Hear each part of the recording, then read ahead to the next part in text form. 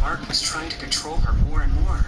He decided what she should wear, which girls she should be friends with, and even which books she should read. And when she tried to object, he became more and more aggressive.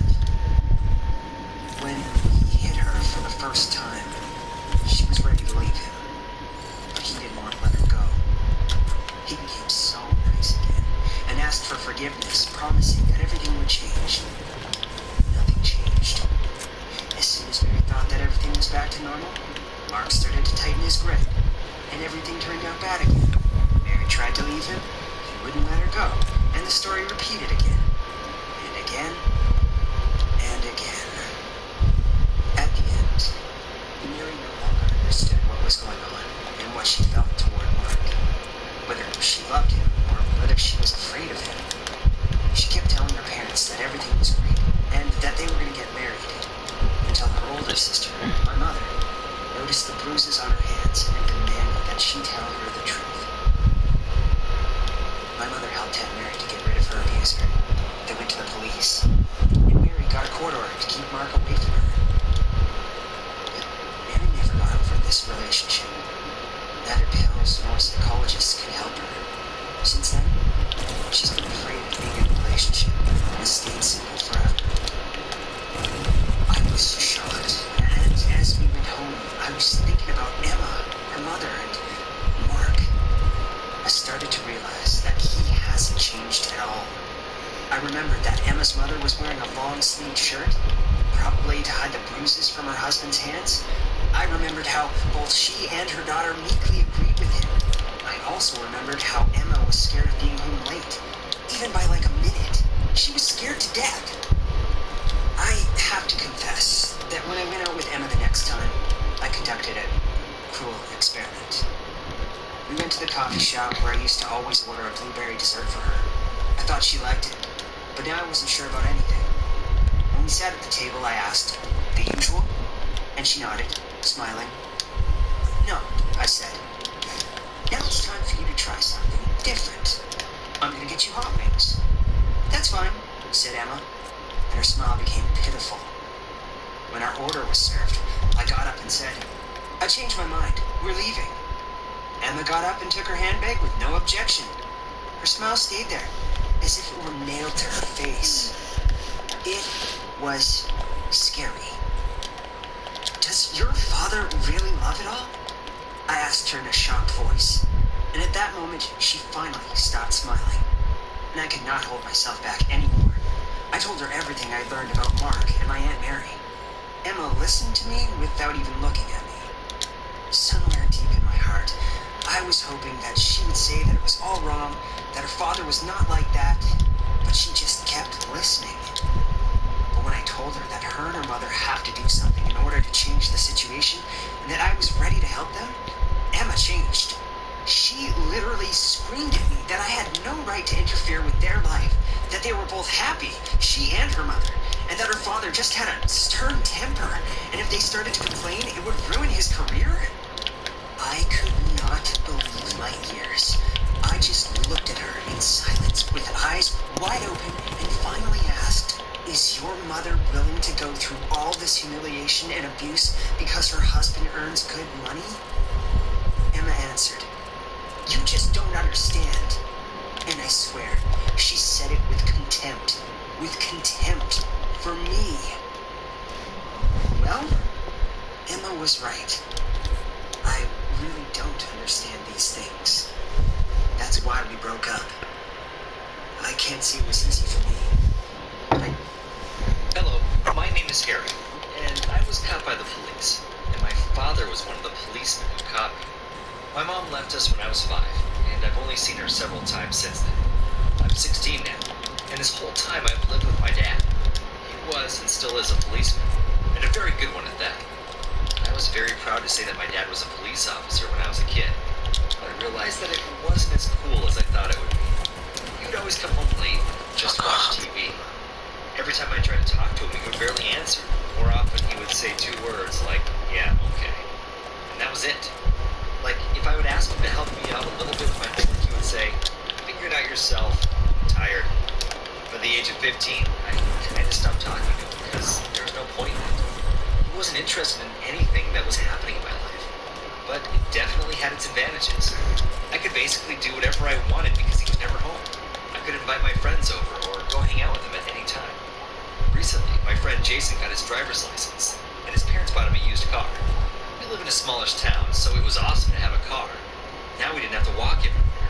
If we wanted to get a burger or something, it was just a 5-minute drive instead of a 20 to 30-minute walk. All four of us could hang out in his car as much as we wanted, listening to music and hiding from the cold of winter.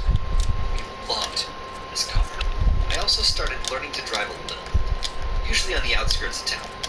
We got so used to the fact that we never got in any trouble that we started to overdo it a little bit. We would open our windows and speed around really fast, putting our heads out the windows and even putting our tongues out like dogs. We had this long main road in our town that went straight through and outside. It was incredibly straight and smooth, and there were barely any cars driving around our town at night. You see where I'm going with this, right?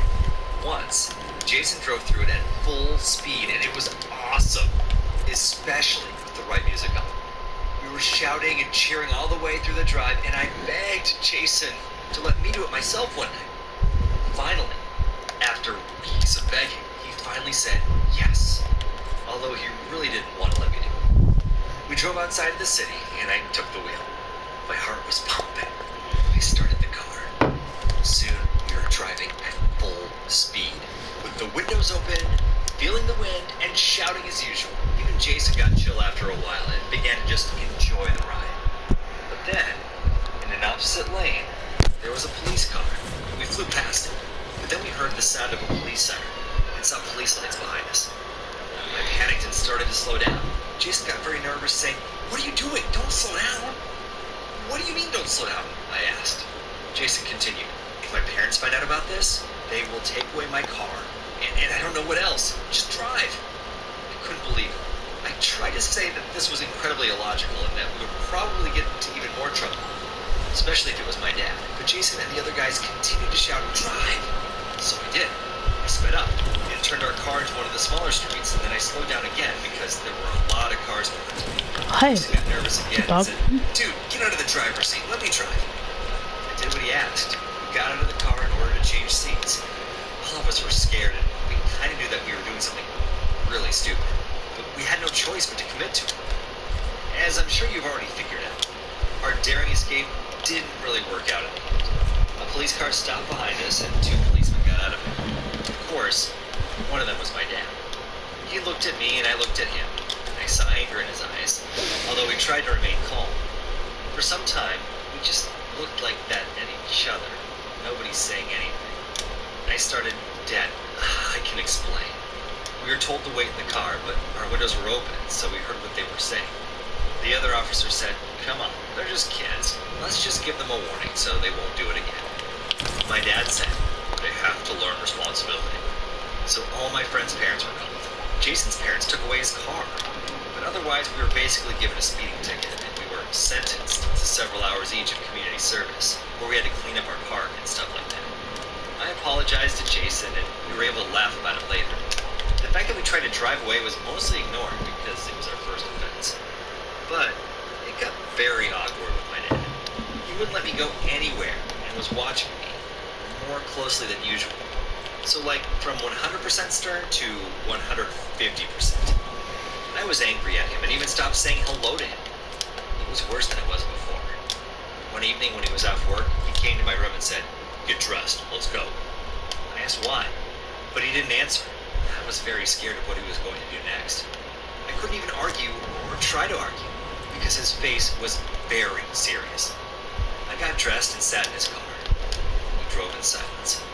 Needless to say, this made me even more nervous. Suddenly, we stopped outside a burger joint. We went inside and he asked me what I wanted to eat. I was surprised. We ordered burgers and started to eat. After a very long and awkward silence, my dad said, "Don't do that again." I nodded. Then, after another long silence, he asked, "How are you?" I looked at him and said, "Fine." Then, after another long silence, I started talking again. I told him all about community service and how much trouble my friends got into. Then talked about school and everything that was on my mind. He would sometimes ask something, but mainly he just listened. Afterward, I asked him, "And how are you?" He smiled for a second and then told several funny stories from his work. We drove home. It was silent again. He said, "Let's do this again sometime." I agreed. And, I guess that's the end of the story. After a while, he let me go out more again, but I wasn't completely free before. And we're talking now. He tells me stuff, I tell stuff to him. In a weird way, our reckless driving made me and my dad closer. But yeah, I won't do that again. Have you ever gotten in trouble with the police? Please tell your stories in the comments, and don't drive too fast. It will get you in trouble. So I really want to take her out tonight, but I don't get paid until next Friday. So I'm going to use the Earnin app to cash out $100 instantly. Now, I can take my girlfriend on a date. Join Earnin to cash out instantly.